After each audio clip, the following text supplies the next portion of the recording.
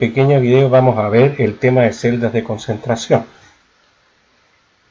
Primero discutamos brevemente cuál es el fundamento físico de este tipo de celdas galvánicas. Imaginemos dos estanques del mismo volumen separados por una membrana que permite que iones migren de un lado a otro. Si miramos los iones que migran a través de la membrana, podríamos ver que hay más iones que migran del lado izquierdo hacia el lado derecho, hasta que lo que se observa finalmente es que el sistema evoluciona hacia un equilibrio en el cual la concentración entre ambos estanques es exactamente la misma. Este gradiente de concentración tiene consecuencias en distintos ámbitos. Habíamos visto uno, el ámbito de la presión osmótica, pero también tiene consecuencias en lo que es la posibilidad de tener una transferencia de electrones debido a esta diferencia de concentración. Este es el sistema que usa algunas células para transmitir impulsos eléctricos. Imaginemos una celda galvánica en la cual en uno de los frascos hay una concentración de níquel más 2 de 1 por 10 a la menos 3 molar, mientras que en el otro frasco hay una concentración de 1 molar.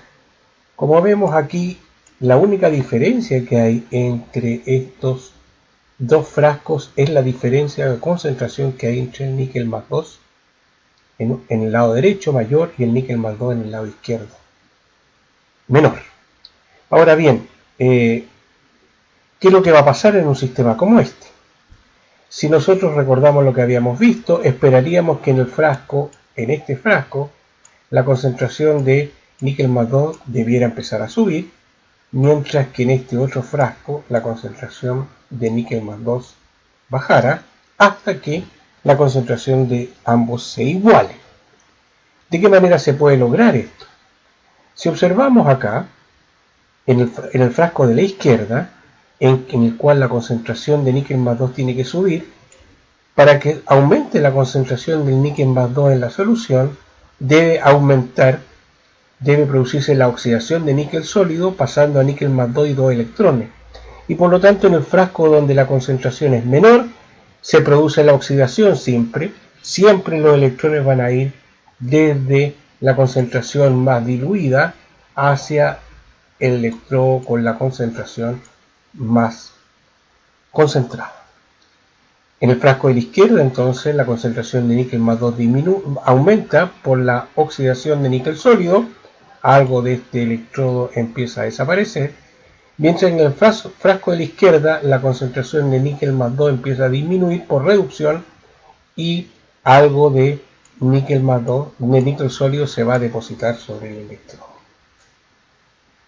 Este gradiente de concentración entonces es el que impulsa esta transferencia de electrones por el circuito interno. Y fíjense que la reacción neta entonces es desaparece níquel en el frasco más concentrado, aparece níquel más 2 en el frasco más diluido. ¿Cómo podemos calcular el delta E de este tipo de celda? Bueno, evidentemente no estamos en condiciones estándar, puesto que las concentraciones de níquel más 2 y níquel más 2 en el frasco izquierda y derecha son distintas de 1 molar. Y por lo tanto, para calcularlo tenemos que usar la ecuación de Nernst. Ahora bien, aquí arriba hay una afirmación que yo pido que ustedes piensen. El delta es cero, es decir, el voltaje que yo mediría en condiciones estándar en cualquier celda de concentración siempre es cero. Para entender por qué, solo piense cómo podría usted medir el delta es cero. ¿Cuál sería la concentración que tiene que tener en este frasco y en este frasco? Y se va a dar cuenta rápidamente que es una situación, en el caso de las celdas de concentración, una situación de equilibrio y por lo tanto el delta E en esa situación, delta E cero es cero. Si tomamos esta como ecuación neta, entonces, el delta E, según la ecuación de Nernst, va a ser delta E 0, 0, menos 0,0591 partido por el número de electrones que se transfieren, el logaritmo del producto, o sea, la solución diluida, partido por el reactivo, es decir, la solución concentrada. Si calculamos, vemos que se produce una diferencia potencial de 0,09 volts que se produce en este tipo de celda. ¿Qué pasa con las concentraciones? ¿Cómo podemos calcular la concentración final? Bueno, partamos de un caso diferente. Supongamos que tenemos una celda de concentración donde en el vaso de la izquierda hay 0,025 molar de sulfato de cobre y en el frasco de la derecha 1,50 molar de sulfato de cobre. O sea, hay iones cobre más 2 en ambos lados. Y la condición de equilibrio es, por supuesto, de que la concentración final en este frasco tiene que ser igual a la concentración final en este frasco, y lo que podemos expresar de esta manera.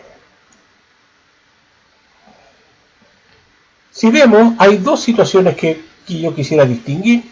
Si en los volúmenes son iguales, es muy fácil calcular la concentración final en cada frasco, simplemente el promedio de la concentración final de cada uno, de la concentración inicial de cada uno de los frascos. ¿Sí? Por ejemplo, en este caso sería la concentración de cobre más 2 sería 1,5 más 0,025 dividido por 2 en cada frasco. Pero existe la posibilidad de que los volúmenes no son iguales y por lo tanto ahí la concentración final no sería el promedio. Si uno hace el cálculo reemplazando los números moles finales por los iniciales más menos lo que reacciona, al final se obtiene esta fórmula simple que permite calcular la concentración final en cada uno de los frascos. Con esto terminamos el tema de celdas de concentración y cualquier duda ustedes me escriben o ponen un mensaje en el Facebook.